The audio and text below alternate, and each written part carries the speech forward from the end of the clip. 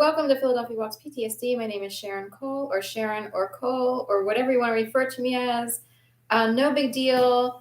Rat, pig, horse, cow, squirrel, hippo, rhino, lizard. That's my favorite. Dinosaur. Doesn't matter. In a good way.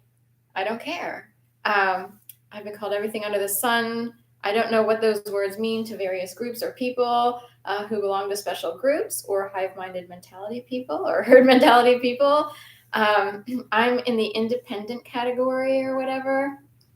So anyway, here on day 90, March 31st, 2023, of my one video each day, 365 days, raising money for a life robbed, stolen, raped, tortured, harassed to death, stoned, persecuted, and so much more. And I am very dead serious. This was really bad. On the fourth Monday of January 2011, I was made to believe I'd be murdered in my apartment by a series of orchestrated events. And if that weren't enough, the games kicked off after that. And I knew immediately that my life had changed on a dime. In fact, as if God himself spoke down from the sky, or Satan, or the guy who ran the Truman Show. You will now have to adapt to these conditions, and that's it. You will never, ever experience life the same way again. Can you imagine if someone did that to you and it wasn't like a car accident, or cancer? It was, you're going to have to walk around the city while being tortured to death by a bunch of morons who learned something really stupid during their upbringing, and then they impose it upon you. So with that said, that's it in a nutshell. My life was stolen. My chance of trying to build relationships, maybe ultimately a family, finding a partner, maybe investing in a home someday, unless I can do that later on. But we've spent 12, 13 years of being on someone else's wet dream of what they wanted to happen to Sharon. And I'll add this. Here's one of the 72,000 layer cake of types of bizarro things that go on. And sometimes it can feel worse than others. It's been quiet lately, but I go into Rittenhouse Market around here to get some yogurt and ice with caffeine and water, and I head on in. And what do I hear on the music, on the, on their playlist? They have, I always feel like somebody's watching me. So that's the first song. And I always did feel like people were watching me, because people would actually carry out skits in front of my apartment, kind of mocking and making fun of things that I've done. Oh my God, would you actually buy a reload bag? And after that, I go up to the self-checkout register, and what comes on? My Sharona, and my name is Sharon. So with that said, that is a very perfect example of the type of weird, bizarro, sci-fi-like, but way out there, technically harassment. I wasn't bothered yesterday, but yesterday's example would be one of about 72,000 things that would happen in one day, including people standing outside, including my bed shaking every morning for 2-3 years. And me in the basement of the row home, converted to apartments where I live, trying to figure out if there was something that would cause it to jiggle. All of this, contributes to someone's brain sort of being short-circuited and only knowing how to just keep working. I actually looked for other work. Those didn't pan out, and I finally just sort of settled or surrendered to just accepting that I would have to keep dog walking and be human trafficked through dog walking for the duration, until someone else sort of came in, as if, God's wife himself came in and said, all right, we are ceasing operations. You won't even tell your last remaining clients, who are pigs, that you're showing up any longer.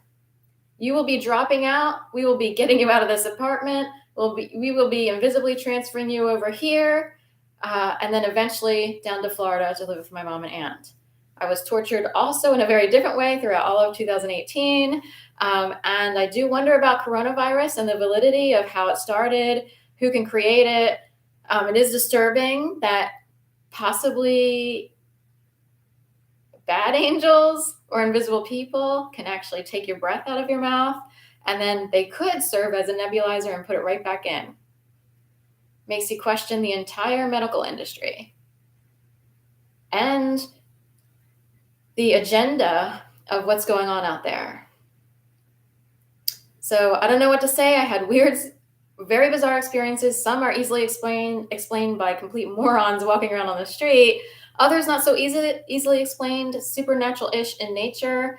And it's this type of thing where you have to call up to Coast AM, a radio channel that is willing to listen to people who experience extraordinary things that don't fit in to say what the justice system can handle or anything like that. So anyway, that's it. Day 90 on March 31st, 2023. My one video each day, 365-day donor campaign to, if this is one way to try to earn money and be able to continue living with a roof over my head without being rained on in the rain.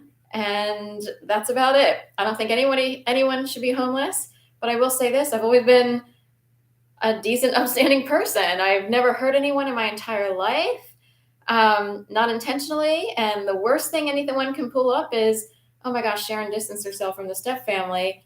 But why would someone distance themselves from anyone? Usually it's self-preservation because something weird is going on. And it's like, oh, I don't know what's going on over there, but I need to be over here in order to feel empowered and to build up my confidence and self-esteem, to build up myself, because I've been oppressed for so long. Okay, so I do wonder who was involved and what the problem is and what kind of games people learned while they grew up, because they're dead wrong.